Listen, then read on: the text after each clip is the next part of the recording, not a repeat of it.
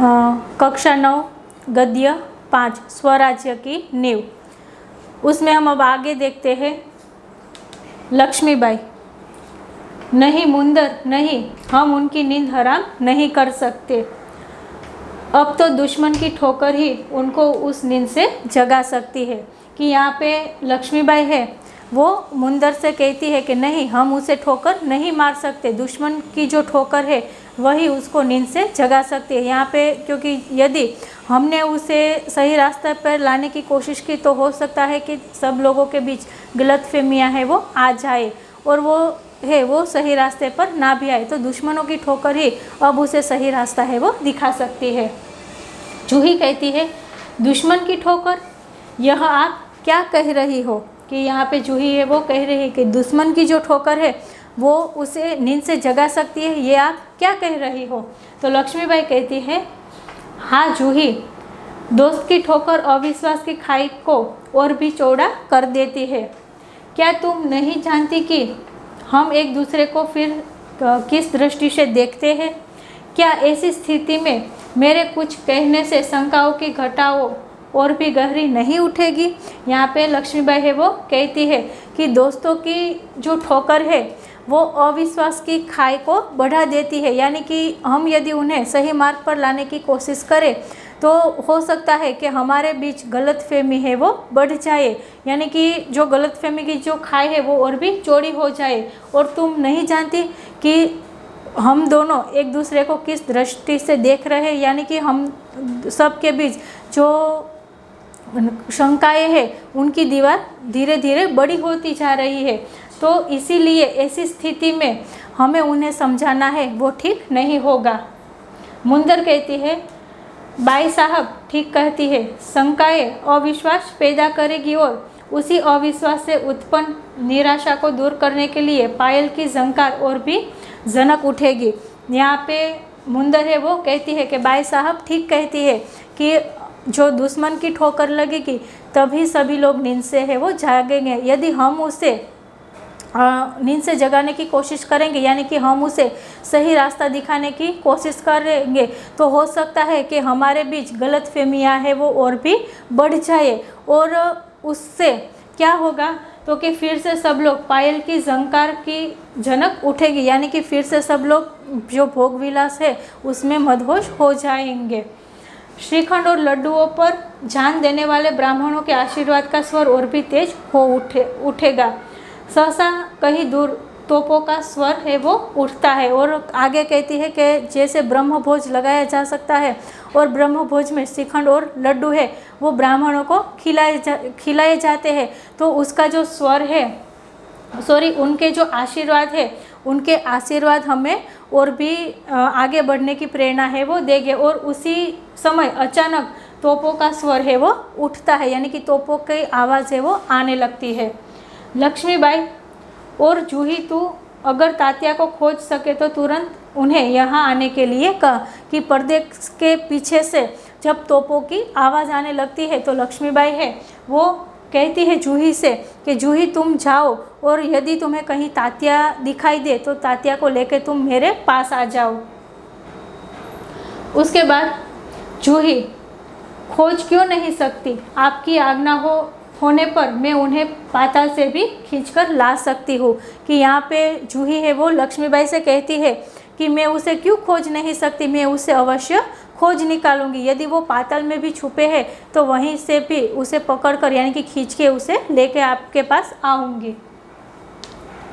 जाने को मुड़ती है कि रघुनाथ तेजी से प्रवेश करते हैं। कि जैसे लक्ष्मीबाई जूही से कहती है कि तुम तात्या को खोज के लेके आओ मेरे पास, तो जूही है वो उसे ढूंढने के लिए जाती है। तो उसी समय जो रघुनाथ है उनका प्रवेश है वो हो रहा है। रघुनाथ, महारानी आपने सुना? रघुनाथ है वो महारानी लक्ष्मीबाई से कहते हैं कि आपने सुना? लक्ष्मीबाई कहती है, क्या रघुनाथ के तुम क्या कह रहे हो, मैंने क्या सुना? तो रघुनाथ कहते हैं, महारानी जनरल रोज की सेना ने मुरार में पेशवा की सेना को हरा दिया है। कि यहाँ पे रघुनाथ है वो एक समाचार लेके आए हैं और वो कहते हैं कि जनरल रोज है उनकी सेना ने मुरार में पेशवा की सेना को हरा दिया है। जूही कांपकर, क्या पेशवा की सेना हार गई? ये बात सुनकर जूही वो कांपने लगती है, यानी कि जूही है वो डर जाती है और वो कहती है कि क्या पेशवा की जो सेना है वो हार गई? लक्ष्मीबाई कहती है, पेशवा की सेना हार गई, यह अच्छा ही हुआ। अब पेशवा की आंखें खुलेंगी। रघुनाथ, अपनी सेना को तैयार होने की आज्ञा दो। रोज ग्वालियर का किला नहीं ले सकेगा। कि यहाँ पे लक्ष्मीबाई है वो कहती है कि पेशवा की जो सेना है वो हार गई, ये तो बहुत अच्छी बात है, क्योंकि अब जो पेशवा है उन्हें पता चलेगा और वो जो नींद में थे तो नींद से जागे, यानी कि जो लड़त है जो कुछ लड़ाई उन्होंने जीती थी तो उसके कारण वो सभी लोगों में एक आत्मविश्वास आ गया था, यानी कि एक जो मनोबल है वो हो गया था कि हम हैं वो देश को किसी भी तरह आज़ाद है वो करके ही रहेंगे। तो उसी तरह उन्होंने जो युद्ध में आगे है वो भोग विलास में डूब गए और युद्ध में इतना ध्यान है वो नहीं दे रहे थे, और उसी बात का फ़ायदा है वो जो ब्रिटिश सरकार है उसने उठाया और इस तरह पेशवा की सेना है वो हार जाती है। तो यहाँ पे लक्ष्मीबाई है वो कटाक्ष में कहती है कि अच्छा ही हुआ कि पेशवा की सेना है वो हार गई, अब जो पेशवा है वो नींद से जागेंगे, यानी अब उन्हें पता है वो चलेगा। और वो रघुनाथ को आज्ञा देती है कि तुम सेना है वो तैयार करो, ग्वालियर का किला रोज है वो नहीं ले सकेगा, यानी कि अब वो ग्वालियर पर आक्रमण करने वाला है और ग्वालियर का किला है उस पर रोज का शासन है वो नहीं होगा, हम उसे किसी भी तरह आक्रमण है वो नहीं करने देंगे। रघुनाथ, मैं जानता हूँ वह कभी नहीं ले सकेगा, मैं अभी सेना को कूच के लिए तैयार करता हूँ, केवल आपको सूचना देने के लिए आया था। चाहता है रघुनाथ है वो लक्ष्मीबाई से कहता है कि मैं जानता हूँ कि वह कभी नहीं ले सकेगा, यानी कि जो ग्वालियर का किला है वो कभी वो हासिल नहीं कर सकेगा। अभी मैं सेना को कूच के लिए तैयार करता हूँ, यानी कि मैं अभी जाता हूँ और सेना को लड़ाई के लिए तैयार है वो करता हूँ, केवल आपको सूचना देने के लिए ही मैं आया था। और रघुनाथ है वो सेना को लड़ाई के लिए तैयार करने के लिए जाते हैं। लक्ष्मीबाई और जूही, तुम भी जाओ सहसा बाहर देखकर, लेकिन ठहरो, शायद सेनापति तात्या इधर ही आ रहे हैं। अब लक्ष्मीबाई है वो जूही से कह रही है कि अब तुम भी जाओ, क्योंकि आगे लक्ष्मीबाई ने जूही को तात्या की खोज के लिए भेजा था। तो और रघुनाथ की एंट्री होती है तो उसी समय जूही है वो रुक जाती है और फिर से लक्ष्मीबाई जूही को कहती है कि तुम अब जाओ और तात्या को ढूंढ कर लेके आओ। तो उसी समय बाहर देखती है, यानी कि अचानक उनकी नज़र है वो बाहर पड़ती है और वो क्या देखती है कि तात्या है वो लक्ष्मीबाई की तंबू की ओर आगे है वो बढ़ रहा है और जूही को वो ठहरने के लिए बोलती है। जूही बाहर देखकर, जी हाँ ये तो सरदार तात्या ही है। सरदार तात्या का प्रवेश के जूही है वो ठहर जाती है, बाहर देखती है और कहती है कि हाँ ये तो सरदार तात्या ही है, और सरदार तात्या है उनका प्रवेश है वो होता है। लक्ष्मीबाई, कहिए सरदार तात्या, आज आप इधर कैसे भूले पड़े? कि यहाँ पे लक्ष्मीबाई है वो कटाक्ष में यानी कि आक्रोश में आके तात्या से कहती है कि कहिए सरदार तात्या, आप इधर आज कैसे भूले पड़ गए, यानी कि आज आप यहाँ पर कैसे आए? तात्या कहता है, भाई साहब मैं किसी के लिए सरदार हो सकता हूँ पर आपके लिए तो सेवक ही हूँ। यहाँ पे तात्या है उनका जो विनम्र भाव है वो हमें दिखाई देता है। वो कहता है कि भाई साहब, यानी कि लक्ष्मीबाई से कहता है कि मैं किसी के लिए भी सरदार हूँ, यानी कि सबके लिए मैं सरदार हूँ, लेकिन आपके लिए तो मैं सेवक ही रहूँगा। लक्ष्मीबाई व्यंग्य से, इतने बड़े सेनापति को इस प्रकार एक नारी के सामने झुकते लज्जा नहीं आती? खैर छोड़ो इस बात को, यह तुम्हारी विनम्रता है, लेकिन यह तोपों की आवाज़ कैसी आ रही है? कौन सा उत्सव मनाया जा रहा है? शायद चाटुकारों में जागीर बांटने अभी ख़त्म नहीं हुआ है। यहाँ पे लक्ष्मीबाई है वो व्यंग्य से सेनापति तात्या है उससे बात करती है और उसे कहती है कि आप तो इतने बड़े सेनापति है, तो आपको इस तरह नारी के सामने झुकना लज्जित नहीं आ रहा है, यानी कि आपको शर्म नहीं आ रही है कि इतने बड़े सैनिक सेनापति होकर आप एक नारी के सामने झुक रहे हो। फिर कहती है कि यह तो तुम्हारी विनम्रता है, लेकिन ये तोपों की आवाज़ है, ये तोपों की आवाज़ कैसी आ रही है, कहाँ से ये तोपों की आवाज़ आ रही है। और कह रही है कि कहीं पे उत्सव तो नहीं मनाया जा रहा है। और आगे कहती है नहीं, शायद चाटुकारों में जागीर बांटना अभी ख़त्म है, वो नहीं हुआ होगा, इसीलिए तोपों की आवाज़ है वो आ रही है। तात्या, भाई साहब, आपको हमें लज्जित करने का पूरा अधिकार है, हम इसी योग्य है, लेकिन जो कुछ हो रहा है वह आप जानती ही है। यहाँ पे लक्ष्मीबाई है वो तात्या से व्यंग्य से बात करती है, कटाक्ष से बात करती है, वो कहती है कि ये जो सभी तोप है उनकी आवाज़ कोई मान लो जश्न मना रहा हो, इस तरह से उनकी आवाज़ है वो आ रही है। तो तात्या है वो कहता है कि आपको हमें लज्जित करने का पूरा अधिकार है, कि आप हमें लज्जित कर सकती हो, क्योंकि उन लोगों ने काम ही ऐसा किया था। लेकिन आपको पता है कि ये जो आवाज़ आ रही है वो किस चीज़ की आवाज़ आ रही है, ये कोई उत्सव की आवाज़ नहीं है, लेकिन युद्ध होने के युद्ध शुरू होने की आवाज़ है। लक्ष्मीबाई, शायद ब्रह्मभोज के उपलक्ष्य में ये तोपें चल रही है, श्रीखंड और लड्डुओं के लिए घी शक्कर की कमी तो नहीं पड़ गई। अभी भी लक्ष्मीबाई है वो तात्या से कहती है कि मानो ये ब्रह्मभोजन के उपलक्ष्य में तोपों की आवाज़ है वो आ रही, यानी कि तोपें है वो चलाई जा रही है, और मान लो लड्डू और श्रीखंड में लड्डुओं के लिए कहीं घी और शक्कर कम तो नहीं पड़ गया, ऐसी बात है वो तात्या से करती है। जूही कहती है सरकार इस बार इनको माफ़ कर दीजिए। वो जूही है वो लक्ष्मीबाई से नम्रता से कहती है कि सरकार अब इस बार इसको माफ़ कर दो आप। तात्या व्यग्र होकर, बाई साहब आप यूँ कब तक फटकारती रहेगी, कि तात्या है वो व्यग्र होकर लक्ष्मीबाई से कहता है कि आप कब तक हमें इसी तरह से फटकारती रहेंगी, यानी कब तक आप हमें ऐसे कटाक्ष भरी बातें हैं वो सुनाती रहेगी। लक्ष्मीबाई कहती है तू कहती है अच्छा, लेकिन मुंदर का प्रवेश, कि लक्ष्मीबाई है वो जूही से कहती है कि ठीक है मैं इनको माफ़ कर देती हूँ क्योंकि तुम कह रही हो इसीलिए। तो उसी समय मुंदर का प्रवेश है वो होता है। मुंदर कहती है सरकार सेना तैयार है, कि युद्ध के लिए सेना है वो तैयार है।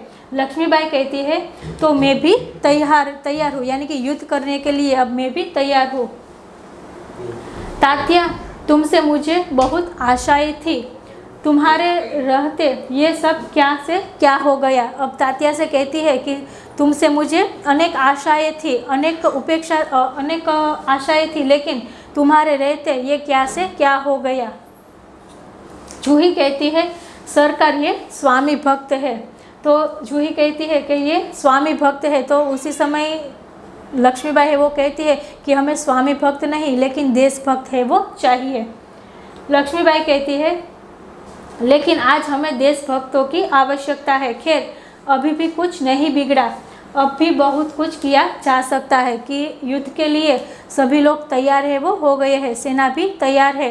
तो लक्ष्मीबाई है वो कहती है कि इस समय हमें स्वामी भक्त की नहीं लेकिन देशभक्तों की आवश्यकता है, और कहती है कि अभी भी कुछ नहीं बिगड़ा, अभी भी जो पूरी बाजी है वो हमारे हाथ में है, अभी भी हम सब एक होकर जो ब्रिटिश है उनके सामने लड़ाई है वो कर सकते हैं।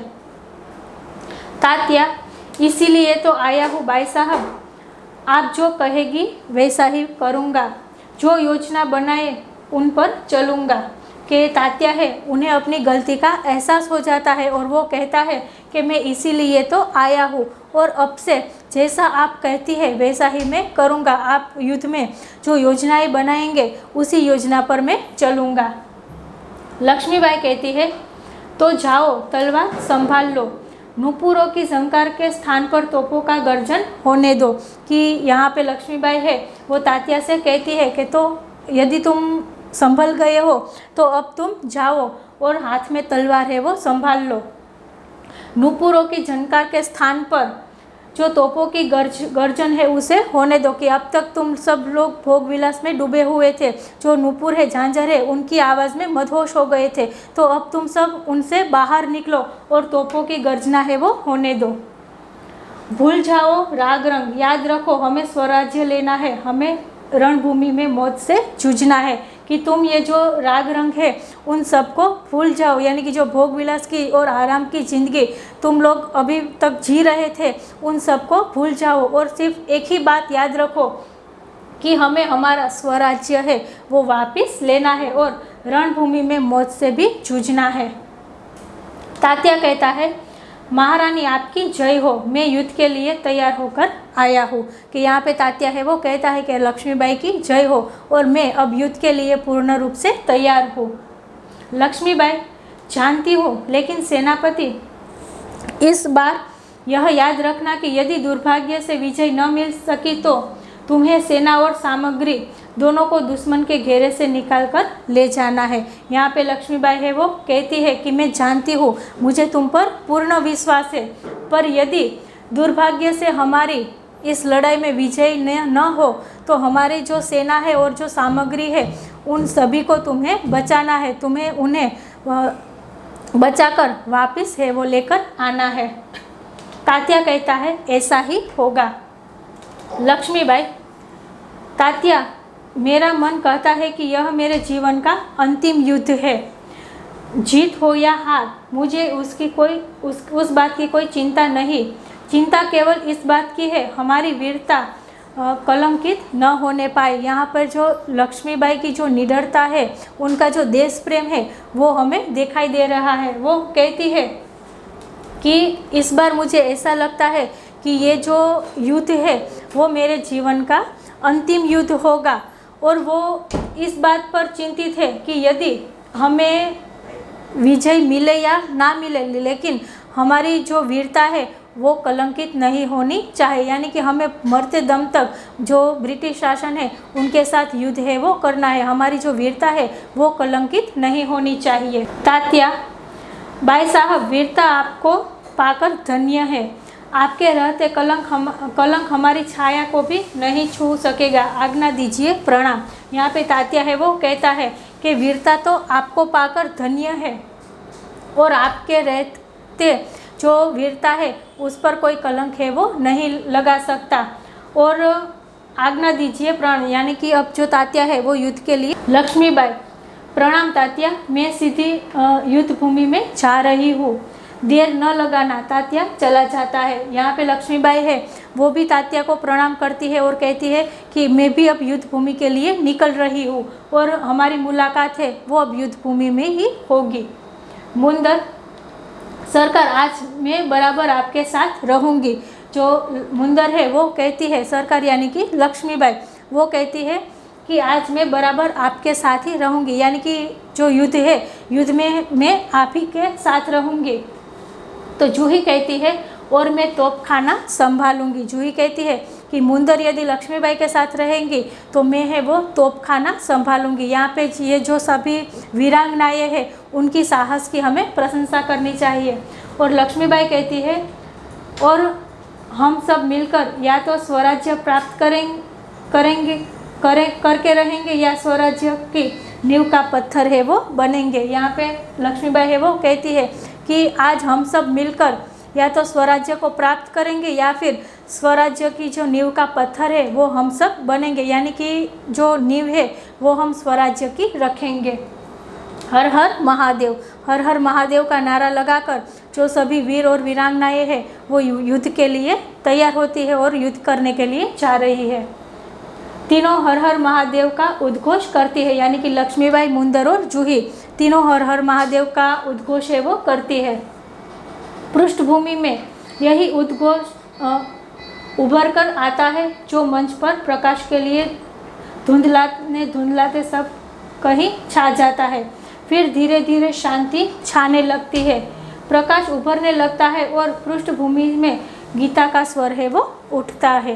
कि इसी तरह जो मुंदर, जूही और लक्ष्मीबाई है वो युद्ध भूमि के लिए तैयार होते हैं और हर हर महादेव का नारा लगाकर वो आगे बढ़ते हैं। और उसी समय युद्ध के मैदान पर जो धीरे धीरे शांति है वो छाने लगती है और फिर पृष्ठभूमि के पीछे से जो गीता का स्वर है वो हमें सुनाई देता है। तो इस प्रकार हमारे देश की आज़ादी के लिए जो अनेक वीर शहीद हुए हैं, जो अनेक वीरांगनाएं हुई है, वो सब की जो बात है वो यहाँ पर इस एकांकी में हमें विष्णु प्रभाकर जी ने बताई है।